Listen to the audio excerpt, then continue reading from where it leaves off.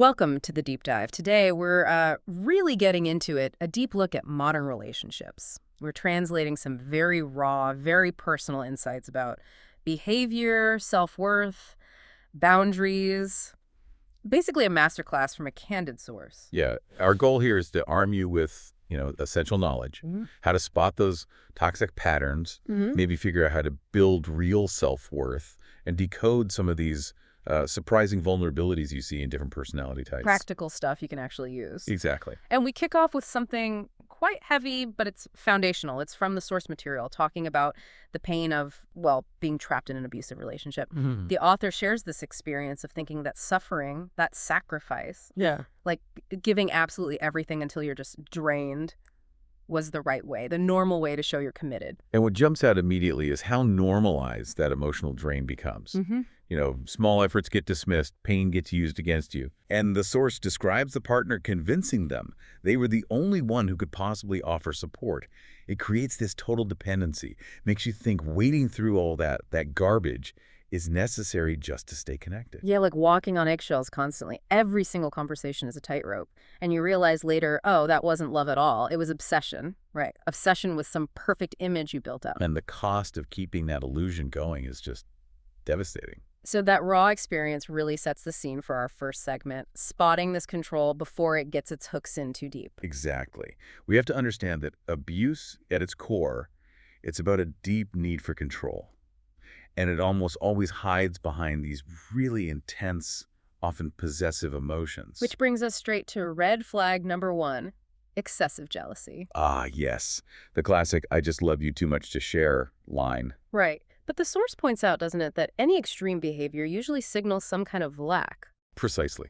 And excessive jealousy. It's a desperate scramble to control everything about you, your time, how you act, who your friends are, basically your whole existence, your oxygen even. Wow. And that's why setting limits immediately is so critical. Absolutely crucial. If you accept that extreme jealousy early on, you're kind of giving permission for them to demand more and more control. It just snowballs. Which flows right into the second signal, smashing privacy boundaries.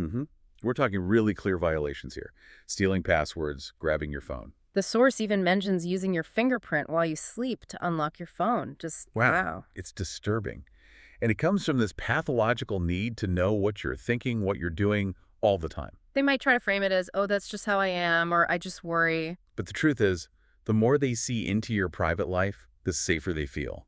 It's about their comfort, not yours. And that level of forced transparency, it's just completely unhealthy. Yeah. Unsustainable. Totally. And then the third signal, this one's a classic, sadly. Isolation. Yeah, this is textbook. And it's driven entirely by a really fragile ego. The abuser's self-esteem is so low, so shaky. That anyone else in your life, friends, family, even like the source says, the pharmacist becomes a threat. Exactly. A threat to their control, a threat to their standing in your eyes. They feel incredibly insecure. So if you give in, if you let them cut you off from people, you lose your support network. You empower the abuser. And honestly, the advice here is blunt but necessary. Dating someone is one part of life, your friends and family are another, usually much longer lasting part. Right. If someone tries to sever those ties, you really, really need to question that relationship immediately. That's a stark warning. Okay, so we've seen how control looks on the outside. Let's shift to the control we have inside ourselves, self-esteem. And this section, it really reframes things, doesn't it? It really does. Yeah. Because low self-esteem is almost always tackled the wrong way. People try these superficial fixes, compares it to trying to fix a physical issue with just like a visual trick. Oh, I love the car analogy here. It makes it so clear. Yeah, it's brilliant. Low self-esteem isn't really the problem. It's a signal, right? Like the fuel gauge in your car showing empty. You wouldn't pop the hood and just physically push the needle up to full. No, of course not. But that's essentially what people are doing with things like positive affirmations repeated in the mirror. It's like trying to will the needle up. Exactly. It doesn't actually put any fuel in the tank. It's an illusion. Okay, so if affirmations are like pushing the needle, what actually fills the tank? What are the specific positive actions the source suggests? Well, the source is really clear on this. The only way to genuinely raise that self-esteem indicator is through positive action. Things that make you feel genuinely proud of yourself. Like what, specifically? Getting involved in life. Exercise, maybe meditation, reconnecting with old friends you've let slide, Finally starting that project you've been putting off forever. So doing things, tangible things. Yes. Filling the tank with actions you can look back on and say, yeah, I did that. I feel good about that. The self-esteem level, the pointer, it naturally rises because you've made that real investment in yourself. Stop looking in the mirror, start moving. I like that. It's actionable. Definitely. Okay, so from individual growth, let's transition now to understanding some interpersonal dynamics. The source offers some fascinating behavioral insights using certain frameworks, almost like archetypes. We'll focus on the universal patterns, starting with that fast-moving, high-energy type we can call the challenger. The challenger. Okay. Linked in the source to Aries traits, right? Defined by being really independent, strong attitude. Direct, yeah. Can be cold if they feel they need to be. They hate being told what to do. They want to be the ones setting the rules. And they love novelty, adventure. Oh, yeah. Breaking small rules, seeking thrills, things that make them feel alive. Like the example of finding some high, maybe slightly risky spot just to look out over the city. Intense. And in relationships, they bring that intensity. Totally. Very charismatic, focused attention right at the start. Fully present in the moment. But, and this is the crucial part, that intense interest can just vanish if the connection feels too easy. Ah. They need tension, the challenge. Exactly. They thrive on it. Wait, so they hate being controlled, but they need a challenge. How do you even manage that? Give them space, but also create tension. It's tricky. The source calls it the correct measure. You can't be too available, but you also can't be pointlessly difficult. They lose interest fast if they feel smothered or if there are too many emotional demands. So space becomes seductive. Paradoxically, yes. Offering space can be a powerful tool with this type. Okay, but the really surprising bit is what's underneath all that. That's the kicker. Despite the whole warrior-leader vibe, the challenger apparently hides this quite needy, almost docile, even naive core. Seriously? Yeah. The aggression, the need for control, it's often this big shield covering up a lot of vulnerability. And that vulnerability is the absolute last thing they want anyone to see. They think it's weakness. Wow, okay. So a real contrast then with the next archetype, the nurturer. Linked to Cancer characteristics in the source. Yes, a very different energy. Extremely sensitive, emotional, very protective. They form this tight bond with their base family, close friends. That's their core. And they operate on feelings. Deep feelings, yes. They can use emotional maneuvering, sort of subtly guiding things. But if they feel really cornered or criticized, boom, they retreat right into that hard shell for protection. And they're affectionate. Very generous with affection.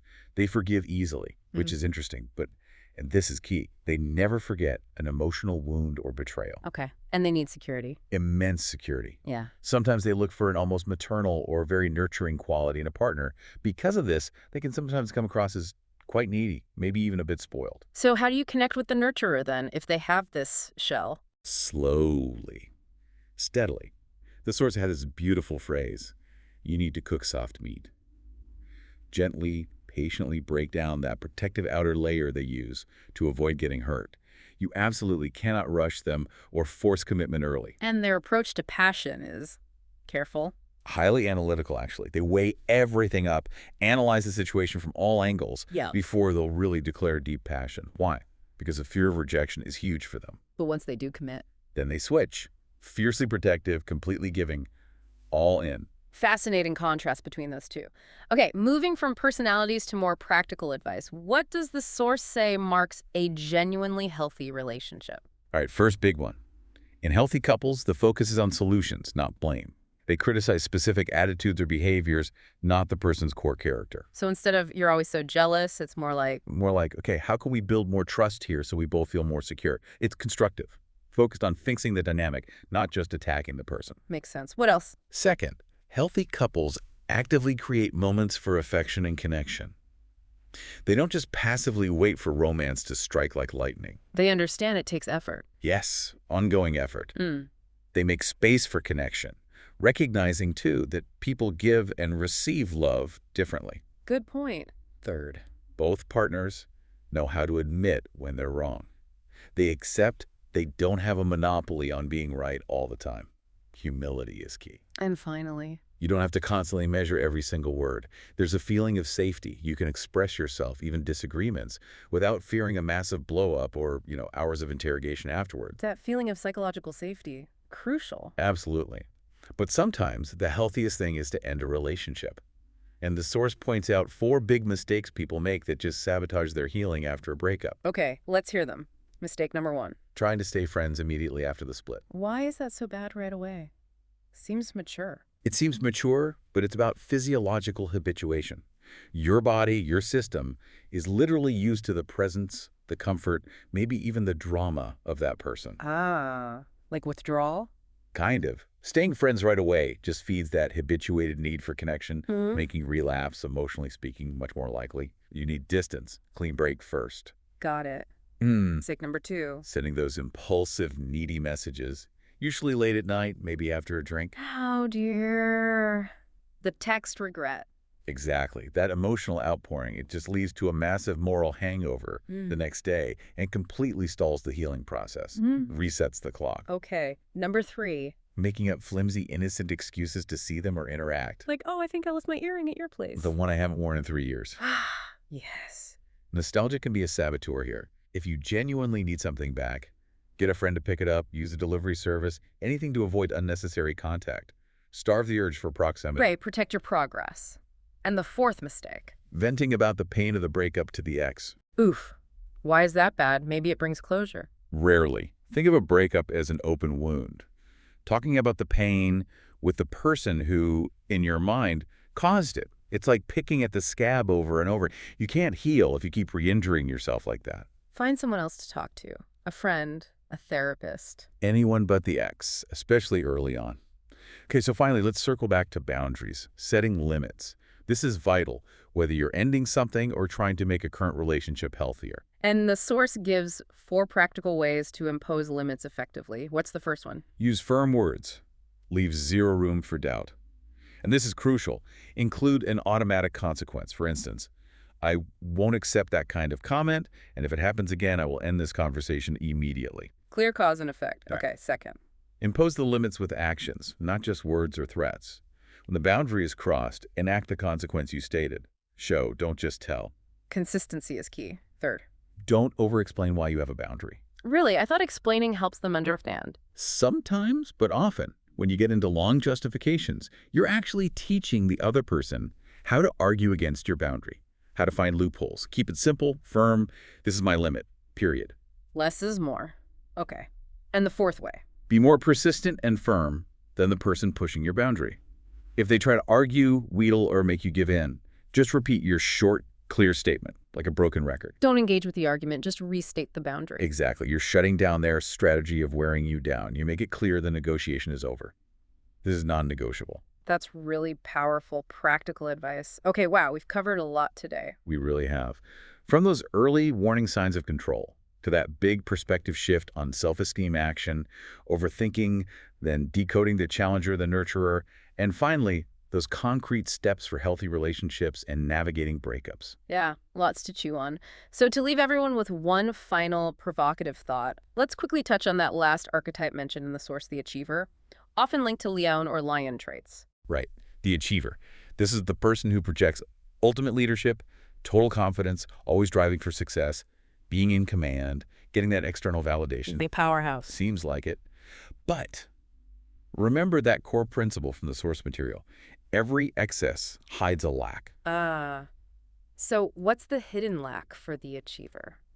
Secretly, deep down, the achiever often hides this profound loneliness, a neediness that nobody would ever guess is there. And that hidden lack, that void, is actually what fuels their relentless drive for success and recognition. They're chasing achievement to fill the emptiness. That's the idea. They need constant external validation because the internal validation isn't there or isn't trusted. So keep that surprising vulnerability in mind, that sometimes the loudest roar comes from the deepest feeling of solitude as you navigate power dynamics, whether it's in relationships or really anywhere else. Wow. A hidden vulnerability behind the biggest confidence. Great final thought to consider.